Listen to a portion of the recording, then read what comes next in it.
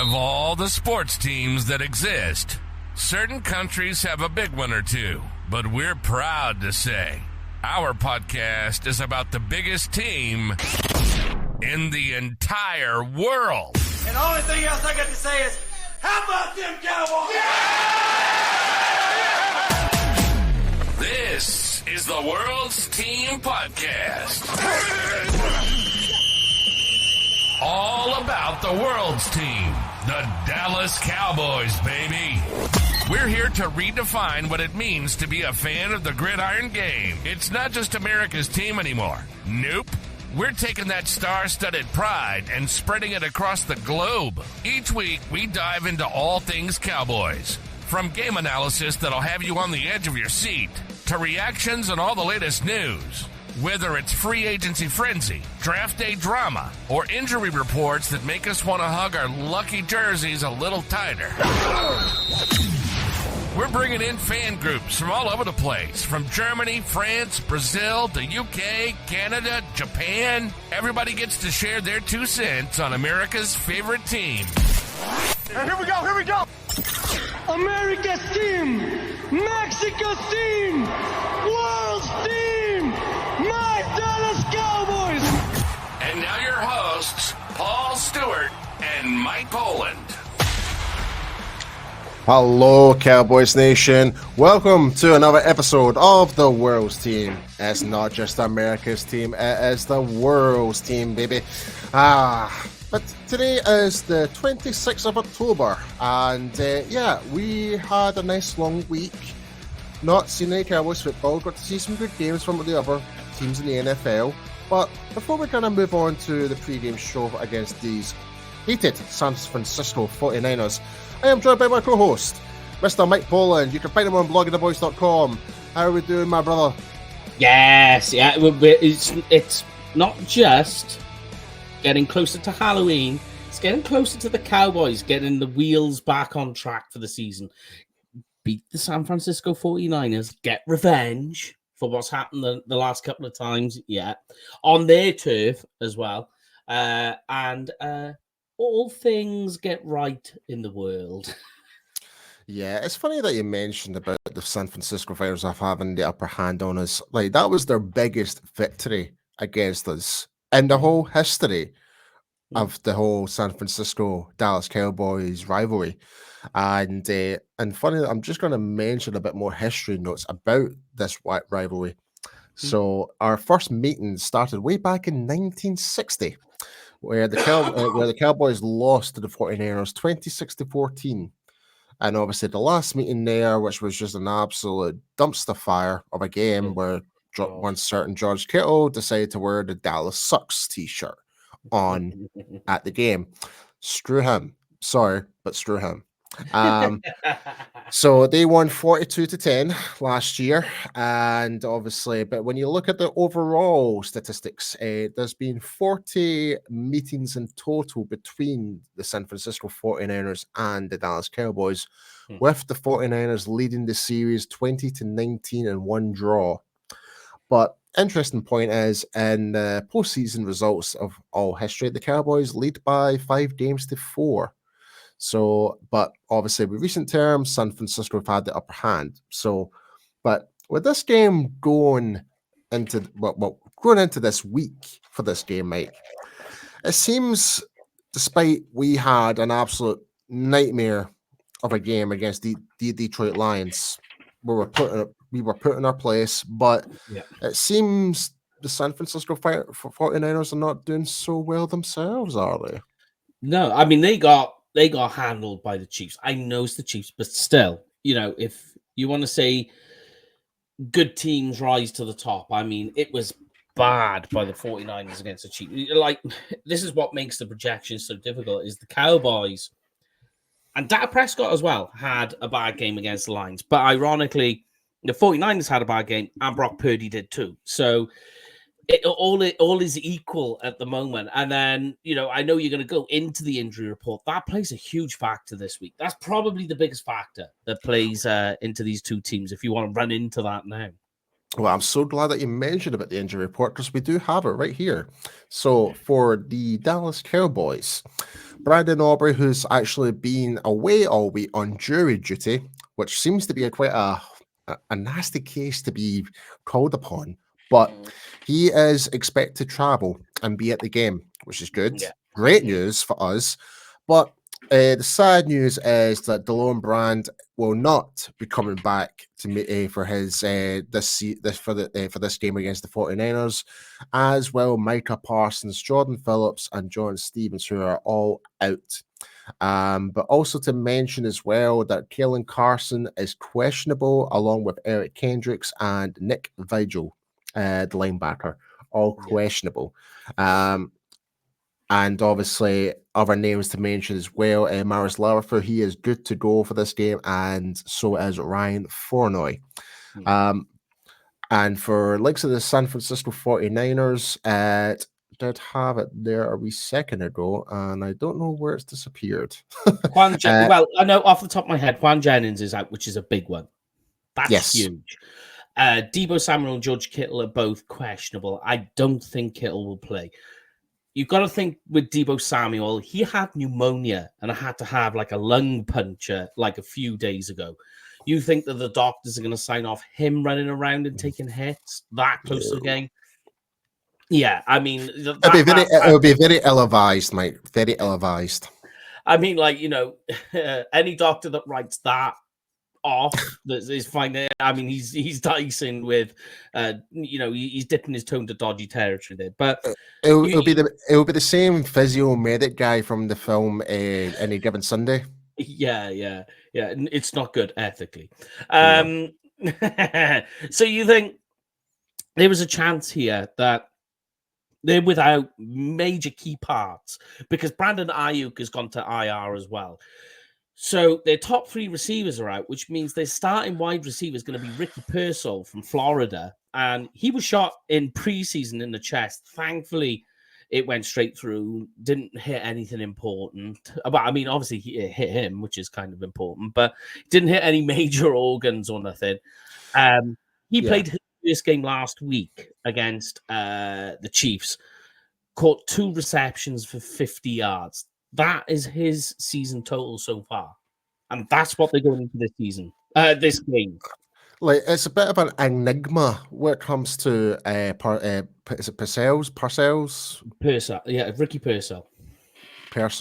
Sorry, I didn't know you were getting his name right. It just shows how much I don't really care for this team at all. just think the detergent. Pearsall. There you go. But only our UK audience would actually understand what we're talking about on that one. But yeah, Pearsall, like it's a bit of an enigma. Like, we know what he's about back in college when he played for Florida, but for us under the Shanahan system, we don't really know too much. We only saw a snippet of him, and obviously, for 2 receptions for 50, was it 50 yards you said there, Mike? Yeah, I think it's 51 yards. I think it went with 2. So you're averaging 25.5 yards per carry, per catch. Sorry. So even from that statistic point of view, that's actually not bad going. So it is, but it is something that needs to be considered, despite Samuel, Ayuk, and maybe even Kittle might be out this game as well, because he is still questionable going into this game. And just to highlight as well, George Odum, Demonador, Lenore are also questionable, but definitely out is Juan Jennings, Kevin Gillens, and the kicker Jake Moody. But back to Pearsall, like, because we haven't seen much of him. Obviously, it was his first game back against the Chiefs. We can't take it lightly on him. I know what happened to him was absolutely terrible, and obviously I'm really glad, and I'm glad he's back playing football. Really happy for him, but we cannot let San Francisco take any advantage on this at all. And it's and especially the way how like Brock Purdy's been playing right now. This is, and we'll dive more into Brock Purdy later on in this episode, because there's a lot of questions, and even San Francisco fans, who I know personally, are really doubting what's going on with their quarterback right now. Yeah. I mean, like you say, we'll touch Purdy in a moment, but I think the big one, if we look at the wide receiver cornerback battles, something me and you have already talked about. I think if you look at what the Cowboys wide receiver core is like and what they are going to face in comparison to the opposite way around, it's all in Dallas's favor. You've got CD Lamb, you've got Jalen Tolbert, you've got Jake Ferguson. There you go. Okay, already we're on for a winner. Add in Hunter Lipke, Rico Dowdle into the mix as well, who've been making catches and touchdowns in the passing game. Everything is there for the advantage. Dimador Lenore, him not playing is huge. Last year, CD Lamb had a bit of a struggle against the 49ers. A lot of it was when he was from the slot, which is where Lenore was playing, kept CD Lamb, when he was up against him, to a passer rating of 47.9. So he does kind of, last season anyway, really had his number on that case. But when you flip it the other way around, you think how well Jordan Lewis is playing right now. You think Trayvon Diggs, he's doing fine. Safeties are a mixed bag. No, I know. Safeties are a mixed bag. And then you've got to think what's going to be going on the other side is a bit up in the air. But you think no matter what, if it's just Ricky Pearsall we're going to be facing, and then there are other wide receivers who, you got Jacob Cowan, who's the other rookie wide receiver over there. He's only made 2 receptions this year. He's mostly used on punt returns, but they're going to be looking to have these guys come in and play. And, the Cowboys as well have done well at defending the tight end position so far this season. It hasn't been a weakness for them. They were the same last year. They seem to do quite well when it comes to defending tight ends. But you think if they haven't got George Kittle, then you add the other parts, the pass catching group for the 49ers. Even if you have concerns about who is going to be the cornerback 2 or even 3 for the Cowboys this week, you think either whatever happens, they'll be able to handle what the 49ers will throw at them, knowing with the parts that they're missing on offense. Yeah, no, I totally agree with you. Like, the X factor for San Francisco as of right now is George Kittle. Like, that's a big one. Like, if he's not to be featured in this game, then it's a massive advantage for the Dallas Cowboys. Everyone knows that. Everyone knows what threat he poses to help assist with the run game and even in the passing game when he actually can go down the field. And think about this as well, right, Paul? Even if he does play, it's an ankle injury that he's got, and it limited him in last week's game against the Chiefs. He's been very, very limited this week in practice. So even if he does play, how effective, how much really is he going to be? And are the 49ers only going to be putting him on there as a presence? Yeah, just to give you looks and that. Yeah, Because that is very possible. But at the same time, if you put Kittle in there and you know he's going to struggle, I mean, it's asking for maybe one of these Dallas defensive players to actually maybe take a pop at him. Yeah, it will. Like especially if you're trying to run the ball and Kittle's there to help assist with the block, I would just go head tilt and just lay it onto him. Just pancake him.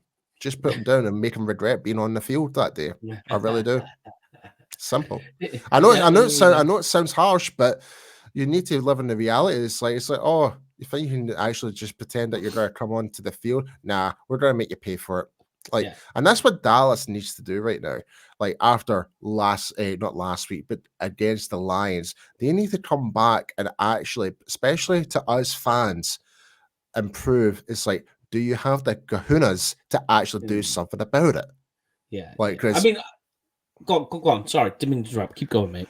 I was just going to say, like, they're going to have to need the big kahunas to come back from what they did against the Detroit Lions and set a statement if they want to get in the good graces of Cowboys Nation once again. Because let's be honest here, Mike, like, with the actions of what Jerry Jones was saying on the radio show, etc., did not help matters whatsoever. Did not help the team, did not help the coaches, did not help the players, did not help the fans whatsoever. It was just an absolute embarrassment to be part of, like, to be a Dallas Cowboys fan during that whole bye week. It was just insanity. So the only way to ever overcome that is absolutely go out and ball out and beat San Francisco. But that leads to the question, is us right now, if we were to beat San Francisco and the way how San Francisco is at the moment, does that really put us back into like in the groove again?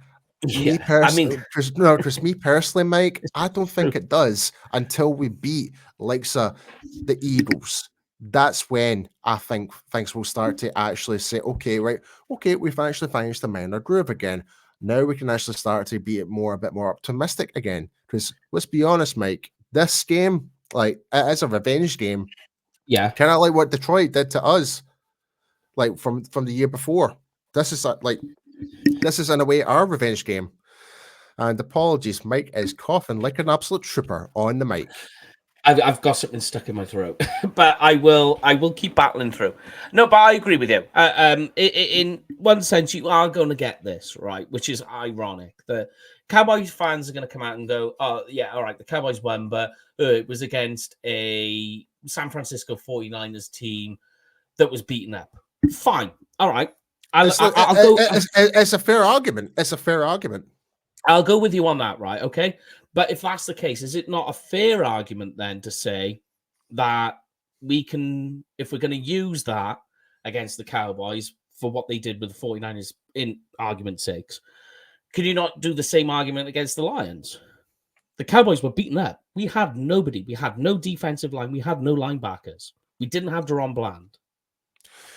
It's not so much. We didn't have Brandon Cooks. No, I will debate that with you on this one, right? The reason, like, I'm not mad that we lost. We expected to lose that game, right? I know. But it's the way how we lost. It's how the play calling was. There was just no effort from the actual players. If we can actually see, it was like players just gave up from the first instance, knowing they were going to lose. No putting any any urgency to kind of win the ball. Even when I mentioned on last week's show when we were 34-6 and we still decided to go for the field goal, that showed no heart, in my opinion. But when it comes to this game, likes a D-Law, likes everybody else, needs to get a fire up their backside and actually show like this means something and actually bring it on to San Francisco. That's what needs to happen. Like, because if we see a pure lackluster of laziness from certain players, it's not, and we still win, I'm still not going to give it a thumbs up. I'll be perfectly honest. Yeah, I'll be happy that we won and we beat San Francisco, but you need to think about the overall picture. It's like, okay, we won, but does it really kind of prove everything how we're going to beat about these other teams as we go along, like the Texans, like the Eagles, etc.? That's like, if we can see the attitude really come out on that football field, then I might actually say, right, okay, now we've got something to work with here. Now we can actually go to Lexa, play against the Eagles and the Texans and etc. And maybe even like Washington, who are on the hot streak and who have not actually been battle tested as of yet, based on their schedule. So there's a lot of questions, like to be there's still a lot of questions out there that's still not being answered yet. But in terms of for us as Cowboys fans, we just want to see that fight from the team, which has been completely missing in some games this year.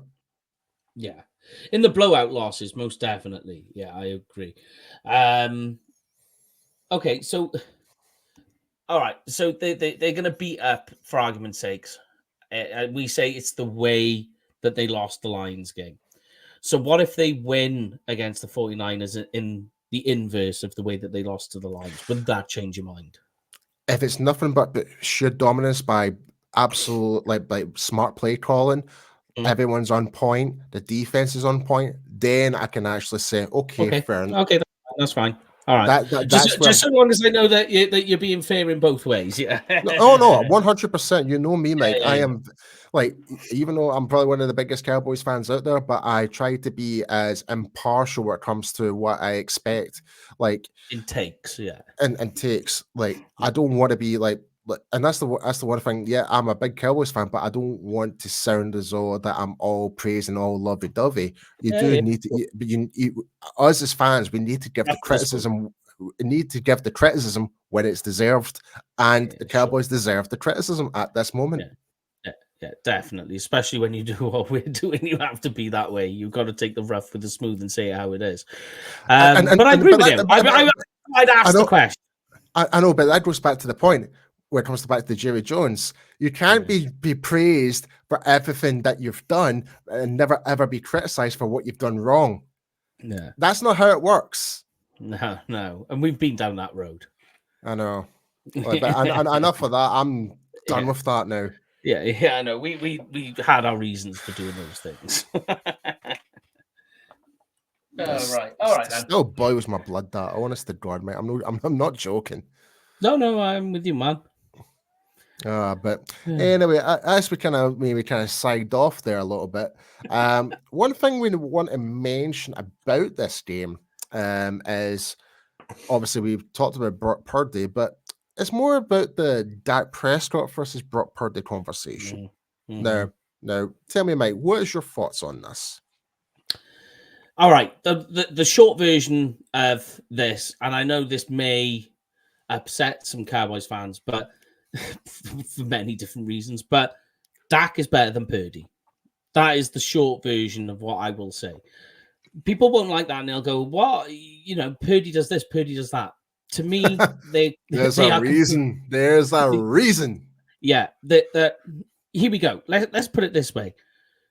Show me where Purdy did what Dak did against the Steelers. Just show me a game where, forget about winning drives. No, show me a game where Purdy was given the reins and said, "We need you to help us win this game." Just do that, and I will shut my mouth, and I will go, okay, I'll reevaluate this.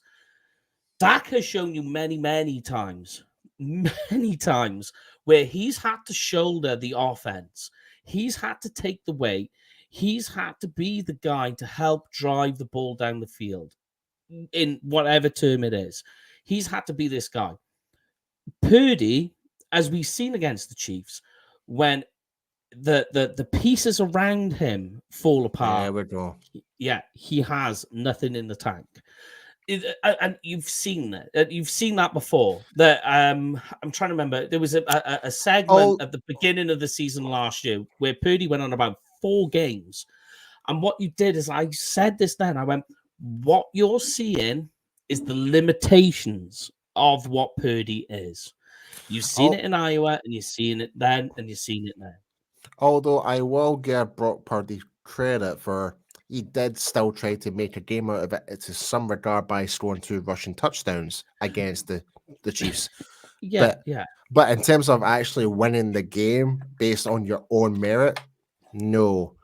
Like he's not like, and I've noticed this as well, Mike. When without Deebo Samuel, no Ayuk, no George Kittle, he seems like it's hard for him to actually step up and actually trust his other players in a way. Like, but now he's got Purcell there, which seems to be a good bonus for him. Like, it seems to be like a slight saving grace, but is that going to be enough for him going into this game? Me personally, I don't think so.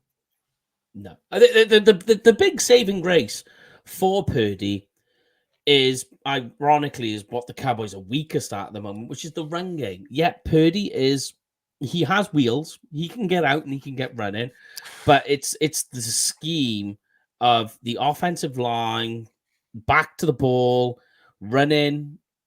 It's a very clever scheme in terms of the running game. It's very smart, very intelligent. A lot of zone blocking scheme in there, and this 49ers offensive line is fantastic at it. They're brilliant, and everything slots into place and has its part.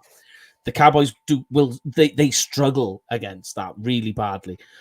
So that's the kryptonite in the full confidence of the Cowboys saying, "Oh, we'll win this game." The trouble is they are a really good rushing team, and that is the thing that helps Purdy the most over his pass catchers. Yeah, no, I totally agree with you, Mike. But here's Chris, we kind of talked about Brock Purdy just there, right? So he is due for his new contract at the end of the 2025 season. Am I correct? Correct. End of 2025, yeah. Like, so I've talked to a few San Francisco fans, right? Obviously, coming up to the lead up to this game, right? Based up here in Glasgow, a few of my friends are 49ers fans, and they're kind of apprehensive about this game. Reason because of the quarterback.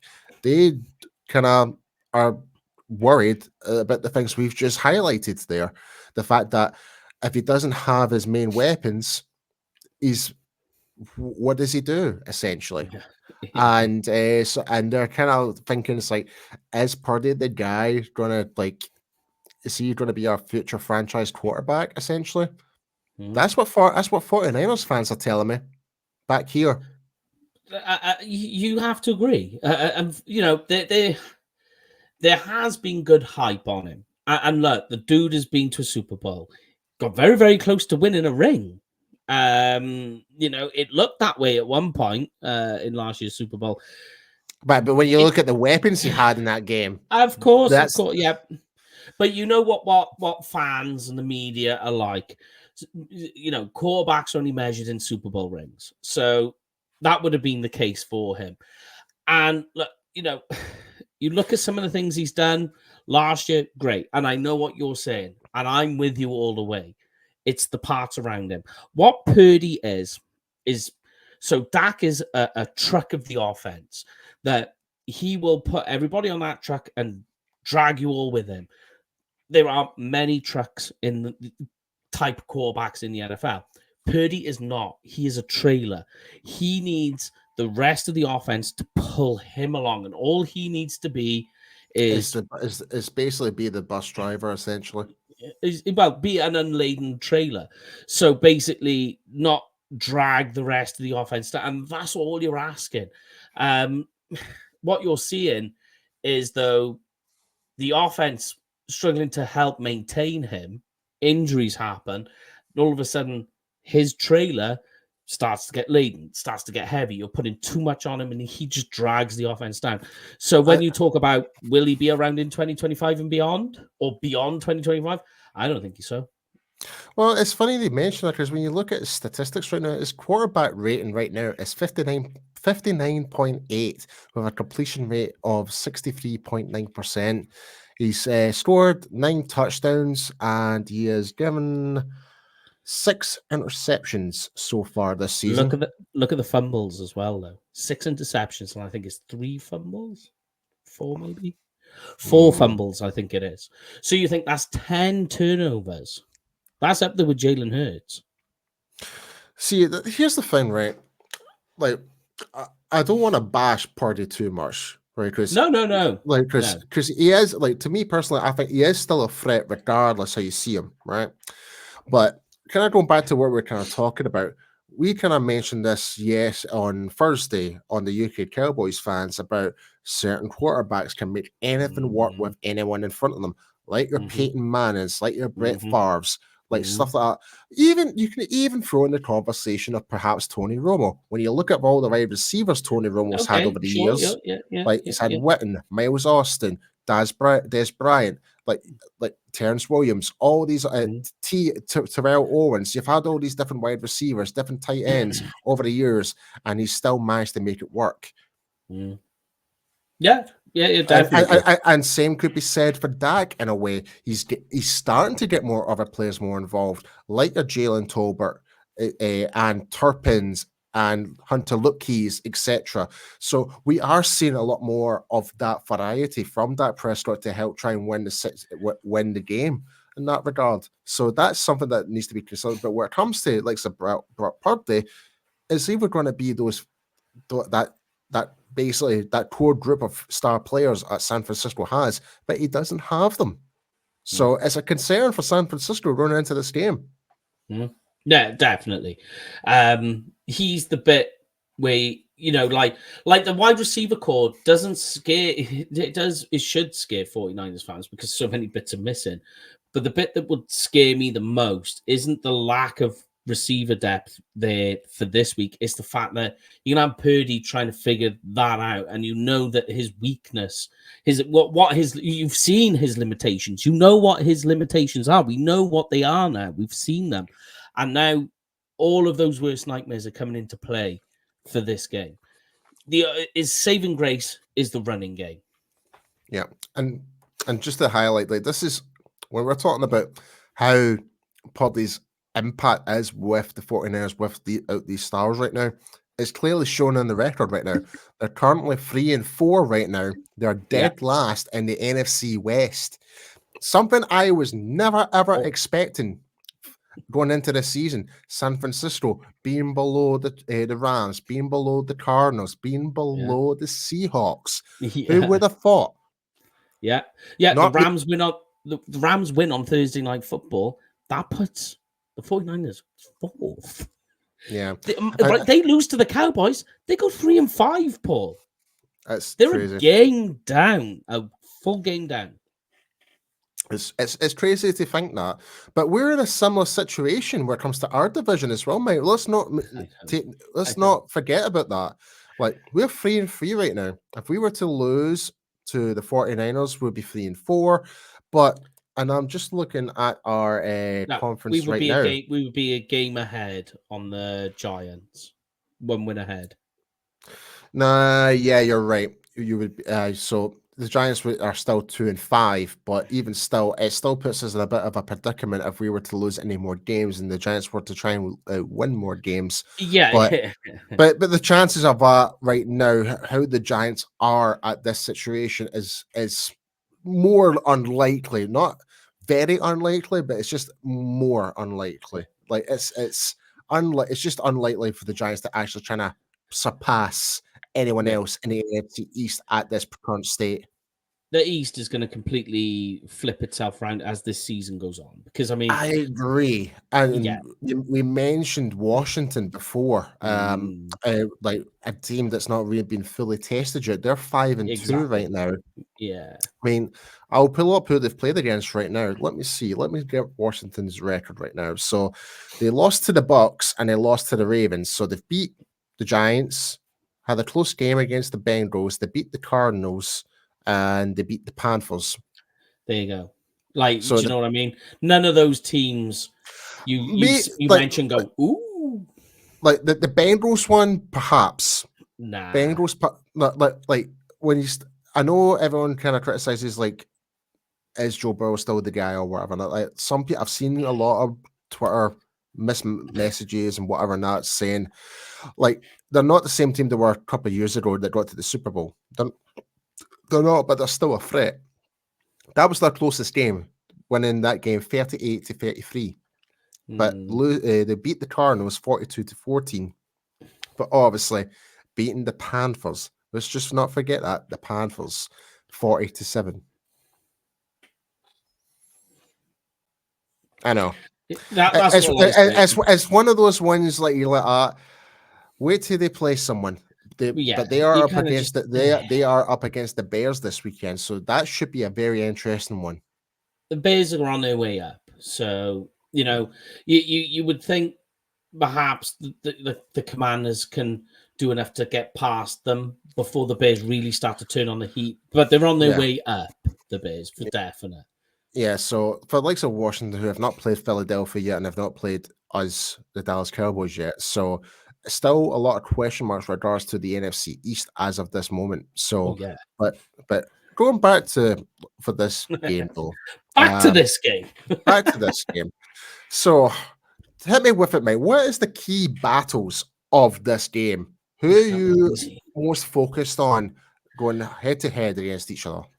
Well, that's easy. You got Nick Bosa and this Cowboys offensive line that have huge questions, especially at tackle, where Bosa, he's so good. The way he can line up at the wide 9 and just come in so quick. He's just he's like a raptor.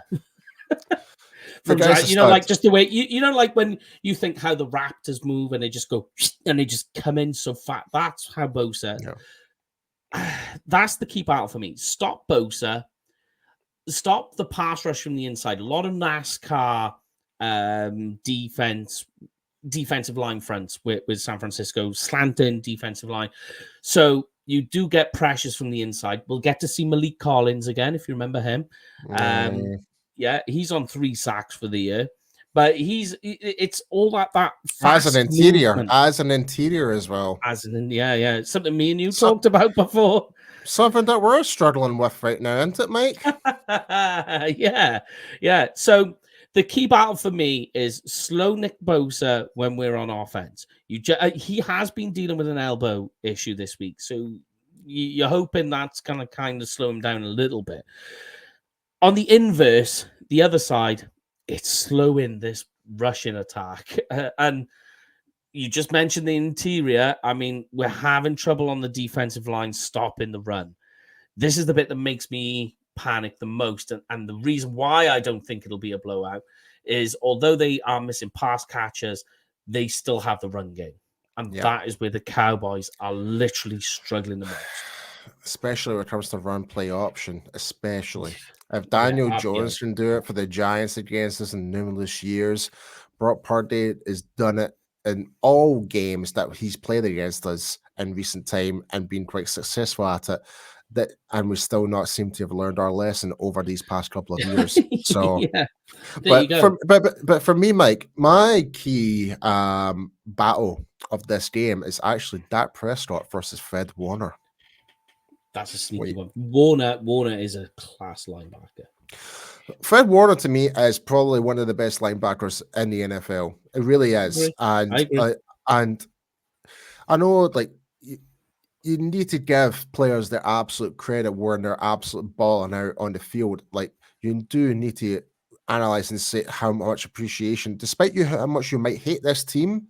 But you can really appreciate the grind and the effort like Fred Warner can do on the field. So, and we've seen it in the past, Fred Warner, in terms of dropping back into coverage, how he's reading the plays and how he's actually getting himself in the right positions at the right time, making forced fumbles, making interceptions. Like, he's that guy for San Francisco. He is like I'm going for a whole reference from Deadpool Wolverine right now. He is literally San Francisco's anchor beam in the defense. He really is. I mean, Fred Warner, he is a brilliant linebacker. I've always, and it's one of those things with the 49ers. They go through this long, rich history of always being able to find a good thumping linebacker. They've always been able to do it. Yeah. Well, before we jump into our Would You Rather, our bowl predictions and our score predictions, we'll be right back after this message. The World's Team Podcast is brought to you by Cowboys Experience. The ultimate Cowboys experience with stadium tours, meet and greets, tailgating, game tickets, and much more. For more information, please go to www.cowboysexperience.com. Yes, be sure to go and check out cowboysexperience.com and use the discount code WorldsTeam2024. But yes, Mike, it's time for your segment. Would you rather? Yeah. All right. So here's an interesting one. We're just talking about the offensive line, ironically. So my question to you and everybody at home, okay? So put it in the comments or wherever you like. Would you rather Tyler Guyton is back this week, but would you want to see him at left tackle or move him to right tackle? Ooh. Okay. For my take on this, I don't see it being any harm whatsoever actually putting Guy at right tackle and actually put Tyler Smith back to the left tackle and let TJ Bass develop in the left guard position. That would actually make sense to me because as we know right now, Terrence Steele is not the same guy he was back in 2021. He's not. Definitely. Sadly not. And we've got a good guy in terms of Tyler Guyton who's played the majority of his college career at the right tackle position. That's the key point. So it would feel more natural to shift him there than rather than keep him at left tackle and keep Terrence Steele in. And we've got like Tyler Smith there. Played left tackle in college, but he's moved into the guard. But bringing in like TJ Bass, who I think has actually done it on actually a okay, fair job as of this moment.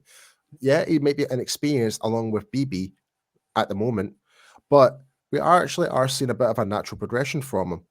Like, obviously, the main concern is on the right side more than anything with this offensive line. So for me, I would definitely consider putting Guyton at right tackle at this moment. I would. Yeah, Yeah, there's no right or wrong answer. I like it. And, when you think of Tyler Smith's rookie season as well, Paul, we've seen him being flipped back and forth from left tackle, left guard. And some of his best games in his rookie season came when he played left tackle. I know that you're messing around and you're tinkering around with development yet again. You're doing the same who does this remind you of what we've been doing? He's had some great games at one position and maybe some good news at the other. Who should think I'm talking about? I'm thinking about Lyle Collins. Remember? He was at a left, like when he was at left guard, absolute beast. But when we played him at tackle, he did all right. Had some good games and had some really bad games. But when he in his first season, when we played him as a guard, I thought he would look fantastic as a guard. I don't know why over time we didn't utilize him more in the guard position because he had the better frame for it, if I'm being perfectly honest. I agree. Yeah. And, the inverse of that then, right, is you say, oh, well, does that remind you of? Well, there's also another thing we have to be reminded of in Tyler Guyton's way of being playing at left tackle. We've also seen that in Dallas with Tyron Smith. Tyron Smith played his rookie year as well as USC playing right tackle. He spent the year doing that for the Cowboys, shifted him to left tackle. Look what Tyron Smith ended up becoming. He ended up being the crown jewel, if you like, of the Cowboys' offensive line when it became what it was some nearly 10 years ago. Oh, crazy. Yeah. But, okay, so we've got this week's Would You Rather. Like Mike says, let us know what you think in the comments. Who would you rather have, Tyler Guyton at right tackle or left tackle? Let us know in the comments, folks. But yes, Mike, bowl prediction time. Hit me with it. What is this week's bowl prediction for the Dallas Cowboys versus San Francisco 49ers? Hit me with it. All right. I've got my bold prediction. Jake Ferguson, 100 yards, 2 touchdowns. Okay. I like it a lot. I tell you why he's bold. I'll tell you why he's bold as well. He has yet to score a touchdown this season. So this could be his coming out party essentially for this year. There we go. Yes. There you go. You heard it here, folks. Okay, I'll be perfectly honest with you, mate. I'm kind of struggling with my bold prediction this week. I really am. Okay. In fact, you know what? Here's my bold prediction right now. Come on, do it. He's been cleared to play. All right. He's cleared to play. Maris Larafu. Maris Larafu is going to get 2 interceptions in this game. Any for a touchdown, or just the 2? Just the 2 interceptions. Just him alone. Okay. Yeah, no, I funnily enough, in my defensive write-up, I spoke about Leafu, and I've said that, look, he isn't a bad linebacker. Instinctually, he's still got some way to go. But in terms of coverage... Oh, man, he's all over the place. It's great. Coverage. It's just a shame that things that other positions are actually, like, deteriorated. It kind of makes the whole team look bad. But when you look at certain players in terms of what their job assignment is, Larafu's doing a really fairly good job. As Overshawn, that's the truth. On fire, yeah. Overshawn's great. In fact, that could be the other bold prediction right there, Mike. Overshawn, 2 sacks. Oh, that would work. There you go. Against that offensive line, that would be impressive.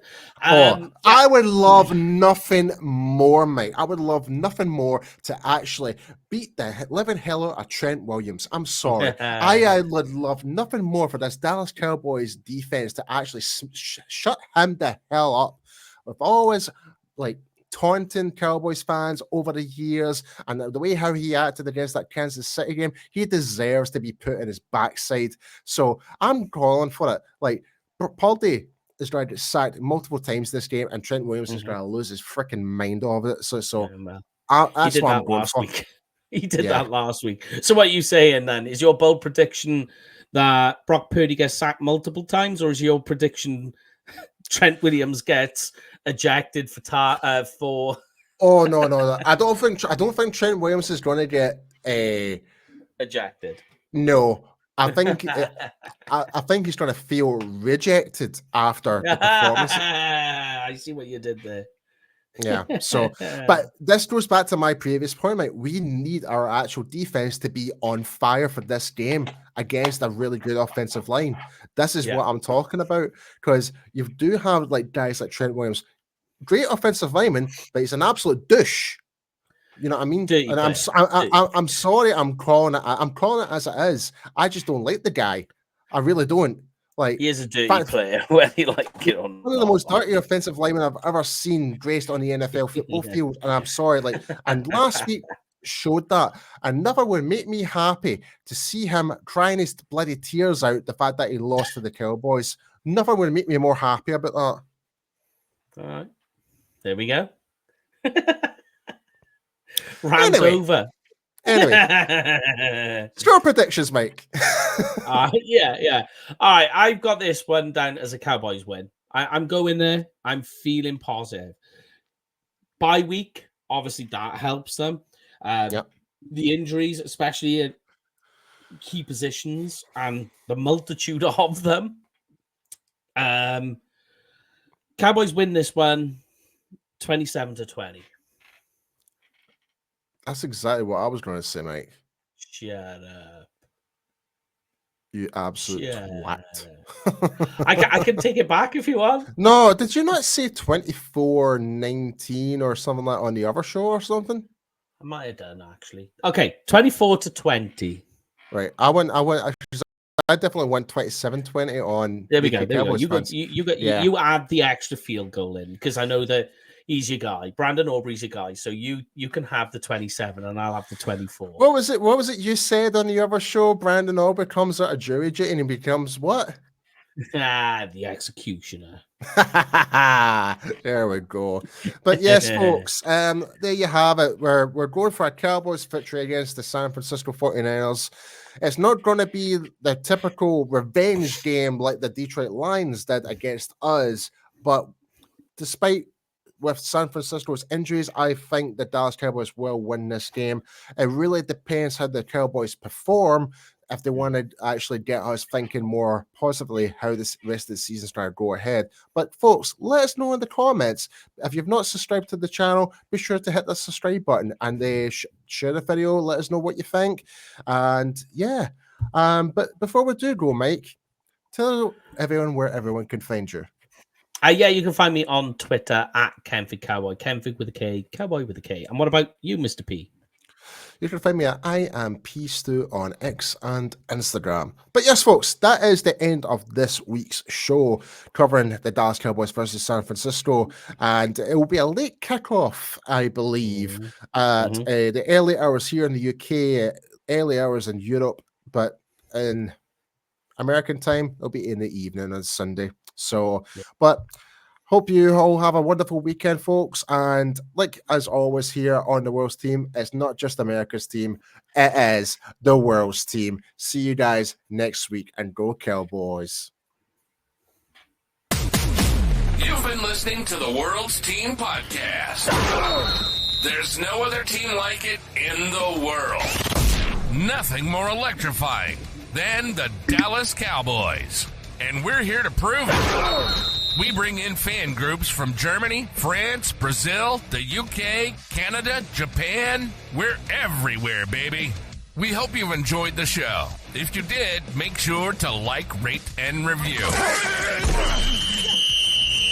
We'll be back soon. But in the meantime, find us on Instagram at the.worlds.team. On Twitter at _worlds_team. And on YouTube at the World's Team. How about them Cowboys? And the only thing else I got to say is, how about them Cowboys? Yeah! See you next time.